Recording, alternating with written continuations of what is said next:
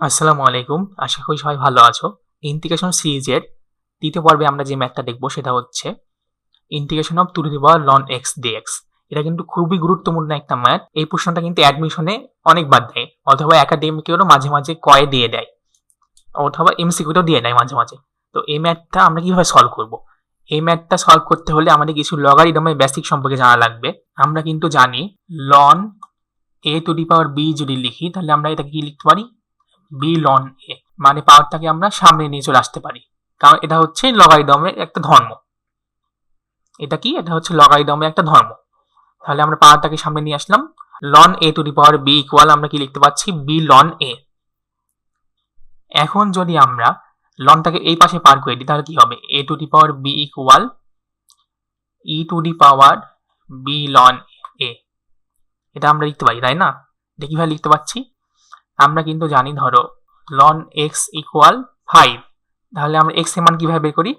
x এর মান বের করতে হলে এখানে কি ln x মানে হচ্ছে log e base x, log e base x equal 5। তাহলে বেসটাকে আমরা কি করি? তখন বেসটাকে ওই পাশে পার করে নিই, আর ওই পাশে যেটা থাকে সেটা হচ্ছে বেজের ঘাত হিসেবে থাকে। এগুলো কিন্তু আমরা লগারিদমের ধর্মে শিখেছি বা লগারিদম চ্যাপ্টারে পড়ে এসেছি, তাই না?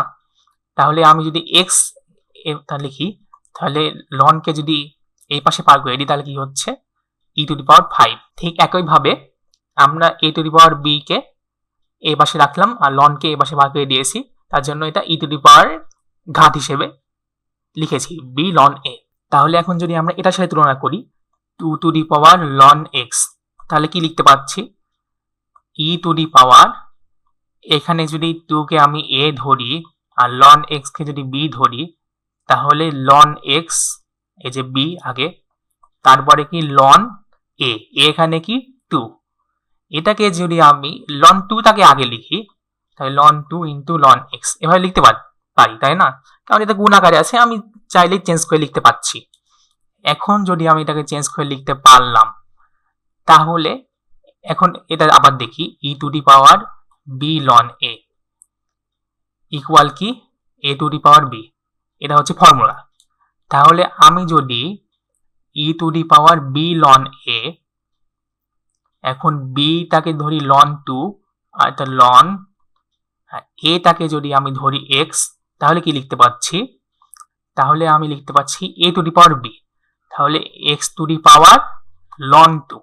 তাহলে আমি কি লিখতে পারলাম? 2 to the power ln x কে কিন্তু আমি x to the power ln 2 লিখতে পাচ্ছি। তাহলে আমরা এখান থেকে কি লিখতে পাচ্ছি?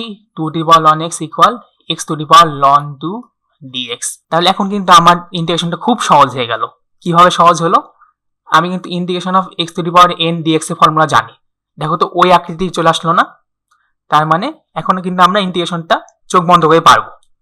তাহলে আমাদের এখানে কি বেসিক লাগলো? একটা লগারিদম বেসিক লাগলো, যেখানে আমরা 2 to the power ln x equal x to the power ln 2 কিভাবে লিখতে পারি ওটা আমরা শিখলাম। তার মানে এখন আমরা কি লিখতে পারি? x to the power ln 2 plus 1 divide by ln 2 plus 1 plus c। তাহলে আমাদের মনে রাখতে হবে 2 to the power ln x equal আমরা লিখতে পারি x to the power ln 2। মানে এই দুইটাকে আমরা চাইলে এক্সচেঞ্জ করে লিখতে পারি। এটা হচ্ছে লগারিদমের একটা ধর্ম। এখন যদি লিখি a to the power ln b, এটাকে আমি কি লিখতে পারি? b two the power ln a, right?